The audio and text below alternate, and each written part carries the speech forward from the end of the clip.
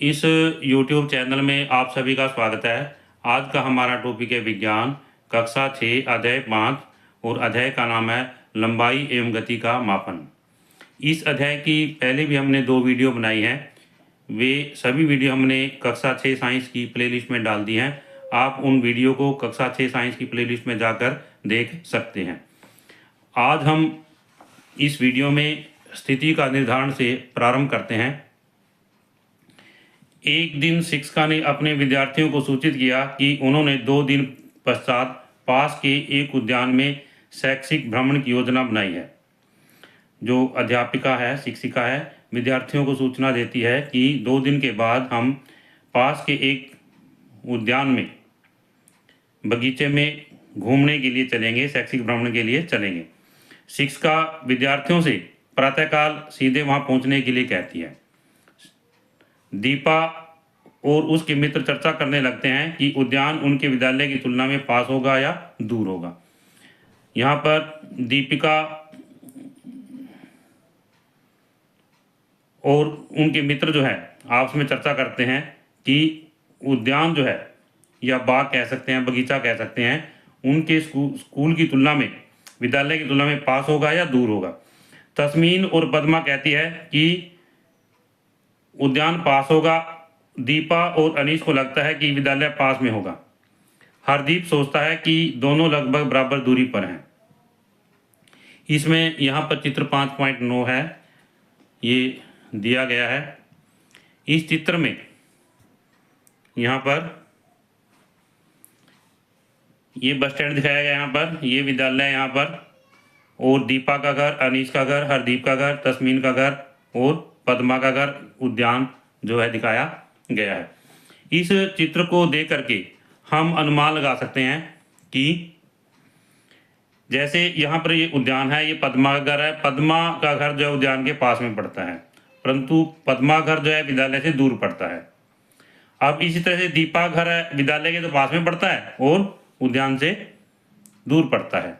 इस तरह से अनीश का घर है, यहाँ पर विद्यालय से, उद्यान से दूर पड़ेगा और विद्यालय की क्या नज़दीक पड़ेगा। जो हरदीप है, यहाँ पर हरदीप का घर जो है विद्यालय और उद्यान दोनों के बीच में दिखाया गया है यहाँ पर। तो हरदीप का घर विद्यालय से भी और उद्यान से भी बराबर दूरी पर होगा। इस तरह से हम इस चित्र से इस बात का अंदाज़ा लगा सकते हैं कि अनीश का घर या तस्मीन का घर, पद्मा घर या दीपा घर विद्यालय से और उद्यान से कितनी दूर होगा, पास होगा या नज़दीक होगा, इतना कह सकते हैं हम। आप क्या सोचते हैं कि कौन सही है? सभी सही हैं। तब उनका परीक्षण भिन्न भिन्न क्यों है? क्योंकि विद्यालय और उद्यान की दूरी का अनुमान अपने अपने घरों से कर रहे हैं।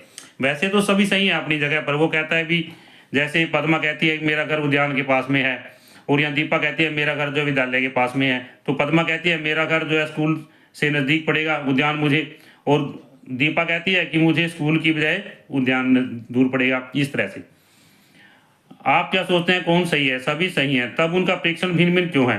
क्योंकि वे विद्यालय और उद्यान की दूरी का अनुमान अपने अपने घरों से कर रहे हैं। तो ऐसा क्यों है? क्योंकि वे विद्यालय की दूरी का अनुमान अपने अपने घरों से कर रहे हैं। इसके विपरीत यदि उन्होंने एक ही वस्तु या स्थान से दूरी के बारे में सोचा होता तो उनका परीक्षण समान होता। यदि वो एक ही वस्तु के बारे में लेते और उसके एक ही बिंदु के सोचते तो उनका परीक्षण क्या होता? समान होता। किसी वस्तु की दूरी का निर्धारण किसी नियत वस्तु या बिंदु के सापेक्ष किया जाता है, तो इस बिंदु को संदर्भ बिंदु कहते हैं। यहाँ पर संदर्भ बिंदु किसे कहते हैं? प्रश्न है, इसका उत्तर है किसी वस्तु की दूरी का निर्धारण किसी नियत वस्तु या बिंदु के सापेक्ष किया जाता है और इस बिंदु को हम क्या कहते हैं? संदर्भ बिंदु कहते हैं। कुछ दिन पश्चात हरदीप उत्साहपूर्वक अपने मित्रों से कहता है आओ हम सभी खेल के मैदान में चलते हैं। कुछ दिन के बाद में फिर क्या है? कहता है भी आओ हम सभी जो है कहाँ चलते हैं? खेल के मैदान में चलते हैं। तो इसमें खेल, शिक्षिका चाहती है कि हम खेल दिवस के लिए चूना पाउडर से रेखाएं खींचकर कबड्डी कोर्ट बनाने में उनकी सहायता करें। तो जो खेल शिक्षिका है वो चाहती है कि चूना लेकर के कबड्डी का जो मैदान बनाया जाए और वो बच्चों की सहायता करे।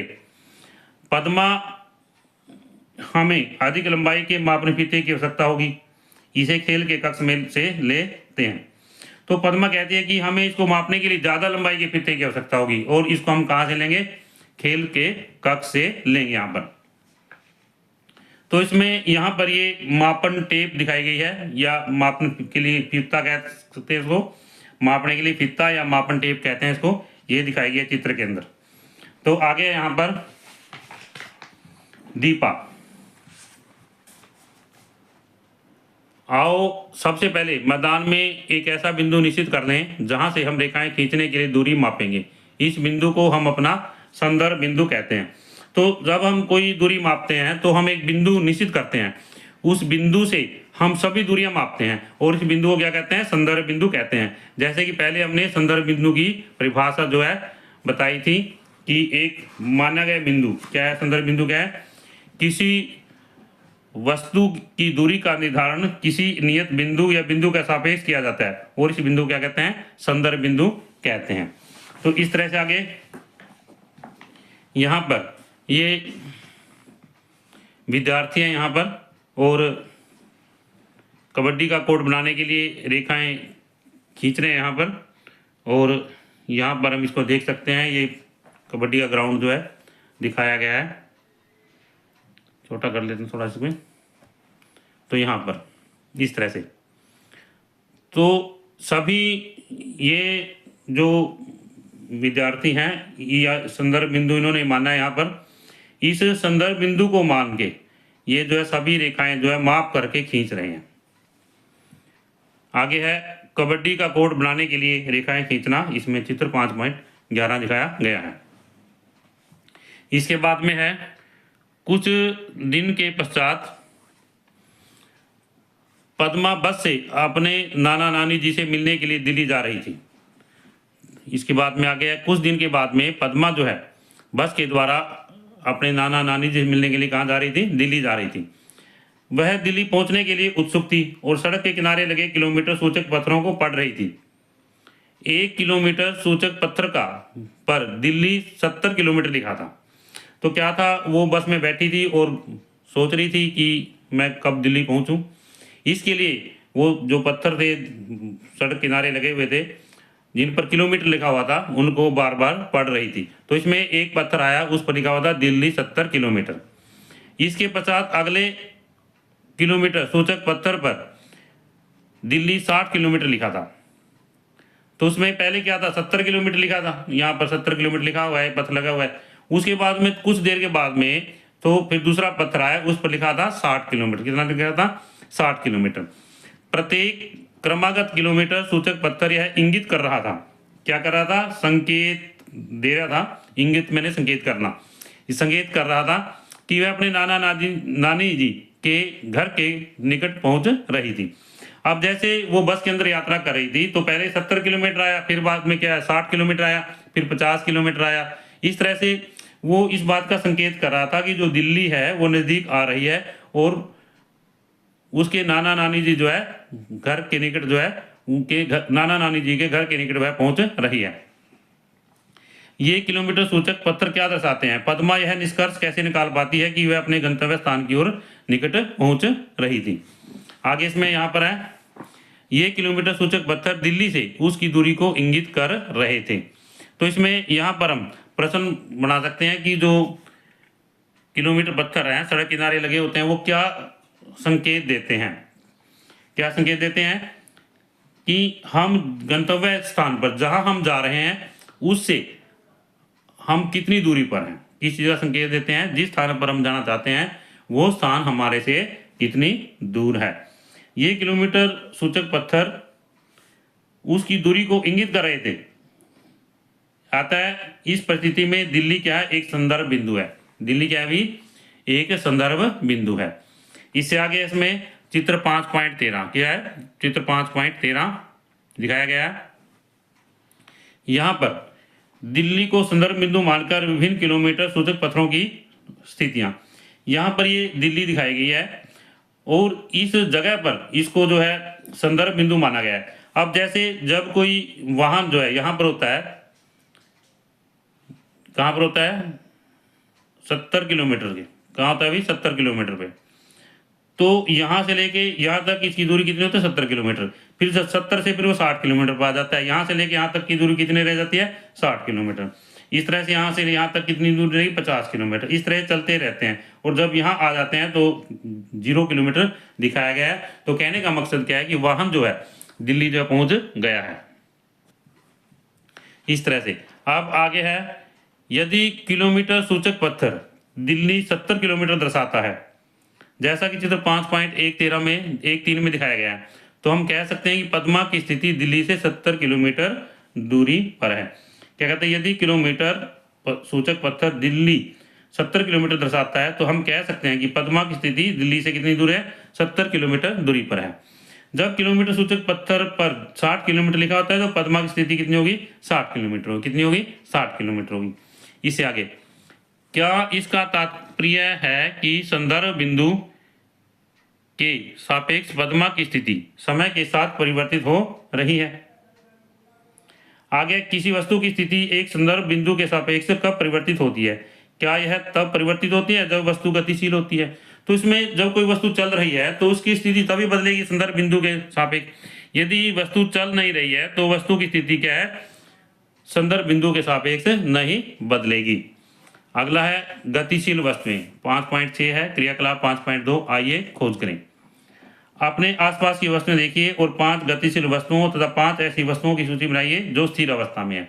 हमने क्या करना है, आसपास की वस्तुएं देखनी है और 5 गतिशील वस्तुओं तथा 5 ऐसी वस्तुओं की स्थिति बनानी है जो क्या है स्थिर अवस्था में है। अपने प्रेक्षण को तालिका 5.3 में लिखिए। विचार कीजिए कि आपने यह कैसे सुनिश्चित किया है कि कोई वस्तु गतिशील है अथवा स्थिर। तालिका 5.3 में अपने निर्णय का औचित्य बताइए। इससे आगे है तालिका 5.3 अपने आसपास की वस्तुओं का परीक्षण।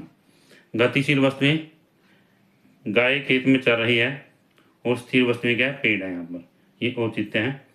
हम और अन्य उदाहरण लेकर के इस तालिका को पूरा कर सकते हैं। इससे आगे है, अपने औचित्यों की तुलना एवं विश्लेषण कीजिए। कोई ऐसे निर्णय ले सकता है कि कोई वस्तु गतिशील है या स्थिर है। हमने औचित्य बनाए हैं या लिखे हैं तालिका में, हमने इनकी तुलना करनी है और विश्लेषण करनी है। क्या कोई ऐसा निर्णय ले सकता है कि कोई वस्तु गतिशील है या स्थिर? इसमें यहाँ पर है, कोई वस्तु गति में तब कही जा सकती है जब किसी संदर्भ बिंदु के सापेक्ष उसकी स्थिति समय के साथ में परिवर्तित होती है। जब कोई वस्तु की स्थिति समय के साथ बदल जाती है तो हम क्या कहेंगे, उसको वस्तु गति में है। तो इस प्रकार यह गति का एक प्रश्न बन जाता है। गति किसे कहते हैं? जब कोई वस्तु गति में तब कही जा सकती है जब किसी संदर्भ बिंदु के सापेक्ष उसकी स्थिति समय के साथ में बदलती है। यदि संदर्भ बिंदु के सापेक्ष किसी वस्तु की स्थिति के समय में साथ कोई परिवर्तन नहीं होता तो वस्तु क्या स्थिर है। क्या चीज है? स्थिर है। स्थिर वस्तु की परिभाषा है यहाँ पर, यदि किसी संदर्भ बिंदु के सापेक्ष किसी वस्तु की स्थिति में समय के साथ में कोई बदलाव ना हो तो उसे क्या कहेंगे? स्थिर कहेंगे, स्थिर वस्तु कहेंगे। यहाँ पर ये प्रश्न बन जाता है स्थिर वस्तु। ये गति की परिभाषा थी यहाँ पर, ये स्थिर वस्तु की जो है परिभाषा है यहाँ पर। इससे आगे है, दीपा ने बस में अपने चारों ओर देखा, फिर ध्यान दिया कि सभी यात्री बैठे हुए हैं। उसने 1 मिनट बाद फिर अपने चारों ओर देखा और पाया कि वे अब भी अपनी सीट पर बैठे हुए हैं। वह आश्चर्यचकित हुई, क्या वे गतिशील हैं? उसने निष्कर्ष निकाला कि यात्रियों की स्थिति समय के साथ में परिवर्तित नहीं हो रही है। तो इसमें क्या है, भी जो दीपा है एक बस में यात्रा कर रही है तो वह यात्रियों की तरफ देखती है जो यात्री सीट पर बैठे हुए हैं, तो उनकी स्थिति जो है बदल नहीं रही है। जैसे वो पहले बैठे थे अब भी वैसे ही बैठे हैं। अतः निश्चित ही वो किस अवस्था में? स्थिर अवस्था में है। तथापि जब उसने बाहर देखा तो पाया कि वे गतिशील अवस्था में है, क्योंकि जो बाहर की वस्तुएं हैं, वृक्ष हैं, मकान हैं या बिजली के खंभे हैं, उनके सापेक्ष उनकी स्थिति बदल रही है। तो इसमें कहने का भावार्थ क्या है कि दीपा जो है बस में उसके साथ में यात्री बैठे हुए हैं, उनके सापेक्ष तो विराम अवस्था में है, परंतु जो बाहर की वस्तुएं हैं उनकी अपेक्षा क्या है? सापेक्ष क्या है? गति अवस्था में है। इस तरह से संदर्भ बिंदु एक निश्चित करने के लिए महत्वपूर्ण है। संदर्भ बिंदु क्या है भी निश्चित करने के लिए क्या महत्वपूर्ण है? एक वस्तु स्थिर है या गति में है, यह दीपा स्वयं या बस को संदर्भ बिंदु मानती है। तो यात्री स्थिर है। तथापि यदि वह बस से बाहर की किसी वस्तु को संदर्भ बिंदु मानती है तो यात्री क्या है? गति में है या बस जो है गति में है। मान लीजिए कि आप ऐसे पानी के जहाज में यात्रा कर रहे हैं जो शांत समुद्र पर नियत चाल से चल रहा है। यह मान लीजिए कि जहाज में कोई खिड़की नहीं है, क्या कोई ऐसी विधि है जिससे आप यह सुनिश्चित कर सकें कि जहाज गति में है या विराम अवस्था में है? तो इसमें ये विचार करना है। तो जैसे जहाज है, जब जहाज में कोई खिड़की नहीं है तो हम जहाज के अंदर की वस्तुओं को देखेंगे तो हमें सभी वस्तुएं जो है विराम अवस्था में दिखाई देंगी, और यदि हम बाहर देखेंगे तो जहाज जो है गति अवस्था में दिखाई देगा। इससे अगला है गति के प्रकार। क्रियाकलाप 5.3 आइए खोज करें। इसमें यहाँ पर है, एक रबड़ लीजिए और निश्चित ऊंचाई से इसे छोड़िए, उस गति का अवलोकन कीजिए। क्या रबड़ एक सरलेखा के अनुदिश गति करती है? हमने क्या लेना है, एक रबड़ लेनी है और इसको ऊपर से नीचे की तरफ छोड़ना है। हम देखते हैं क्या रेखा जो है, रबड़ जो है एक सरलेखा में गति कर रही है। जब एक संतरा पेड़ से गिरता है तो क्या वह सरलेखा में गति करता है? क्या आपने गणतंत्र दिवस की परेड देखी है? परेड के समय विद्यार्थियों द्वारा प्रस्तुत मार्च पास्ट का स्मरण कीजिए। क्या वे एक सरलेखा में चलते हैं? जब गणतंत्र दिवस की परेड होती है तो विद्यार्थी जो है किस में चलते हैं? सरलेखा में चलते हैं। जब एक भारी बॉक्स धकेला जाता है तो वह भी सीधी रेखा के अनुदिश गति करने लगता है। जब कोई वस्तु सरलेखा के अनुदिश गति करती है तो उसकी गति को सरल रेखीय गति कहते हैं। यहाँ पर सरल रेखीय गति किसे कहते हैं, ये प्रश्न है। जब कोई वस्तु सरलेखा के अनुदिश गति करती है तो उसी गति को क्या कहते हैं भाई? सरल रेखीय गति कहते हैं। आपने चारों ओर के परिवेश में इस प्रकार की गति की पहचान कीजिए। तो यहाँ पर ये उदाहरण दिए गए हैं, जैसे यहाँ ऊपर से कोई चीज़ छोड़ी गई है तो ये सरलेखा में आती है। ये वृक्ष है, यहाँ से संतरा जो है ऊपर से नीचे की तरफ गिरता है तो इसकी गति गुण से सरलेखा गति है। और यहाँ पर ये बॉक्स है, इसको धकेला जा रहा है तो ये भी सरलेखा में गति करता है। ये बच्चे जो हैं यहाँ पर विद्यार्थी ये मार्च कर रहे हैं, चल रहे हैं, सरलेखा में है। किसमें भाई? सरलेखा में है। ये सरलेखीय गति के उदाहरण है यहाँ पर। परंतु क्या वस्तुएं हमेशा सरलेखा के अनुदिश गति करती हैं? भी पूछता है भी क्या वस्तुएं जो हमेशा एक ही सरलेखा में गति चलती हैं? आपने झूला और घूमने वाले हिंडोलों को झूलने का आनंद लिया होगा। ये गति के या प्रकार भी सरलेखीय गति में है। अभी देखना इसमें आगे क्रियाकलाप 5.4 आइए जांच करें। तो यहाँ पर है, एक धागे के एक छोर पर एक रबड़ या एक आलू बांधिए। यहाँ पर धागा है, इसके छोर पर एक रबड़ है, एक आलू जब बांध लिया। इसके दूसरे छोर को हाथ से पकड़िए और चित्र 5.15 की तरह घुमाइए। इस गति का अवलोकन कीजिए। क्या रबड़ की गति घूमने वाले हिंडोले की गति के समान है? जब कोई वस्तु वृत्तीय पथ के अनुदिश गति करती है, जब कोई वस्तु वृत्तीय पथ के अनुदिश गति करती है तब उसकी गति क्या कहलाती है? वृत्तीय गति कहलाती है। तो वृत्तीय गति किसे कहते हैं? प्रश्न है यहाँ पर, वृत्तीय गति किसे कहते हैं? जब कोई वस्तु वृत्तीय पथ के अनुदिश गति करती है तो उसको क्या कहेंगे भाई? वृत्तीय गति। यहाँ पर वृत्तीय गति के दो उदाहरण दिए गए हैं। इसमें ये हिंडोला है, ये भी वृत्तीय गति है, और यहाँ पर ये धागे के साथ में आलू या रबड़ बांधी गई है और इसको इस तरह से घुमाया गया है, ये वृत्तीय गति का उदाहरण है। क्रियाकलाप 5.5 आइए जांच करें। एक धागे के एक छोर पर एक रबड़ या एक आलू लीजिए। हमने क्या लेना है? एक धागा लेना है, उसके एक छोर पर एक रबड़ या आलू जो बांध लेना है। इसमें जैसे यहाँ पर एक ईंट बांधी दिखाई दी गई है, या रबड़, यहाँ पर ईंट नहीं, रबड़ जो है बांधी हुई दिखाई गई है। तो यहाँ पर धागे का दूसरा छोर पकड़कर रबड़ को लटकाइए। आप हाथ स्थिर रखिए, दूसरे हाथ का उपयोग करते हुए धीरे से रबड़ को एक ओर ले जाइए। तो इसमें यहाँ पर जैसे इसको आगे पीछे ऐसे जो है ले जाना है। क्या यह एक मध्य स्थिति के इधर उधर गति करता है? यहाँ पर ये इसकी मध्य स्थिति है और ये ऐसे ऐसे और ऐसे गति करता है। क्या इसकी गति झूले की गति के समान है? यहाँ पर ये झूला दिखाया गया है। झूला जो है आगे पीछे गति करता है और मध्य स्थिति के अनुदिश गति करता है। आगे इसमें यहाँ पर जब कोई वस्तु किसी नियत स्थिति के इधर उधर गति करती है तब उसकी गति दोलन गति कहलाती है। तो यहाँ पर दोलन गति की परिभाषा है। दोलन गति किसे कहते हैं? और दोलन गति का उदाहरण क्या है भी? झूले की गति और धागे के साथ में बांधी हुई रबड़ या आलू की गति, यहाँ पर इसका उदाहरण है। और ये प्रश्न है दोलन गति किसे कहते हैं? इसका उत्तर है जब कोई वस्तु किसी नियत स्थिति के इधर उधर गति करती है तब उसकी गति जो है दोलन गति कहलाती है। इससे आगे है क्रियाकलाप 5.6 आइए जांच करें। लगभग 50 सेंटीमीटर लंबी धातु की एक पतली पट्टी लीजिए। हमने क्या करना है? 50 सेंटीमीटर लंबी धातु की पतली पट्टी लेनी है। इसका एक छोर मेज पर दबा दीजिए। अब इसे दबाने के लिए कुछ पुस्तकों या ईंट का उपयोग कीजिए। हमने ये पट्टी ली, इसका एक छोर जो है मेज पर रखा और इसके ऊपर दबाने के लिए पुस्तकों का उपयोग किया। ये खाली है। यहाँ पर पट्टी के दूसरे छोर को थोड़ा दबाइए और फिर छोड़िए। इसको हमने दबाना है और छोड़ देना है। तो आगे कहता है, पट्टी के इस छोर की गति का अवलोकन कीजिए। ये पट्टी की गति क्या होगी, ऐसे होगी, जैसे ऐसे, फिर ये वापस जाएगा, फिर ऐसे, इस तरह से होगी। तो क्या ये ऊपर नीचे गति है? यह भी दोलन गति का एक उदाहरण है। कौन सी गति है भाई? दोलन गति का एक उदाहरण है। इसमें एक धातु की पट्टी में दोलन गति। यदि कोई वस्तु एक निश्चित समांतराल के बाद अपनी गति दोहराती है तो उसकी गति आवर्ती गति कहलाती है। तो आवर्ती गति की परिभाषा है, यदि कोई वस्तु एक निश्चित समांतराल के बाद अपनी गति दोहराती है तो उसको कहेंगे हम आवर्ती गति। क्या कहेंगे भाई? आवर्ती गति। आवर्ती गति परिभाषा है, यदि कोई वस्तु एक निश्चित समांतराल के बाद अपनी गति दोहराती है तो उसकी गति आवर्ती गति कहलाती है। जब कोई वस्तु वृत्तीय गति में है तब बार बार वृत्तीय प्रत के अनुदिश गति करती है। दोलन गति करती हुई वस्तु भी इधर उधर गति करते हुए अपनी गति को दोहराती है। वृत्तीय गति एवं दोलन गति दोनों ही प्रकृति में आवर्ती गति है। तो यहाँ पर जो दोनों है आवर्ती गति के उदाहरण है।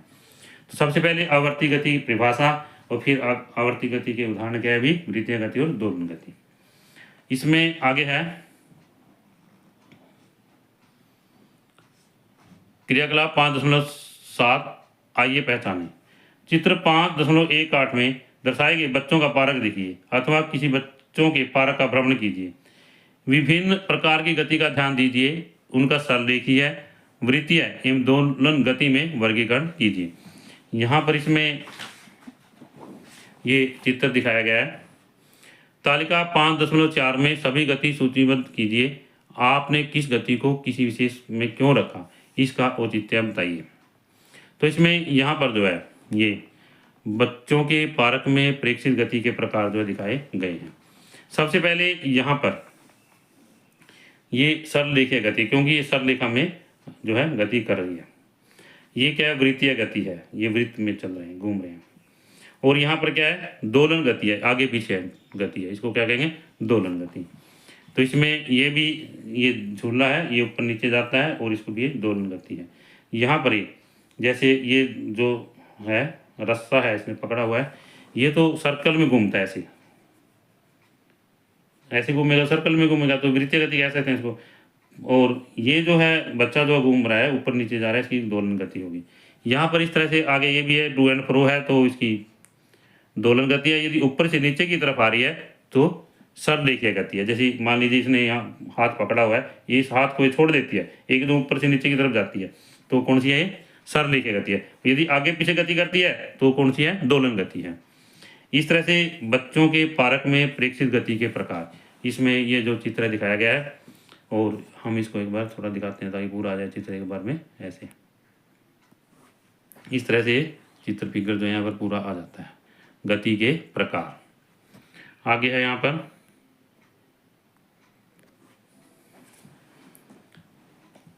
ये तालिका दी गई है, तालिका 5.4 गति के प्रकार।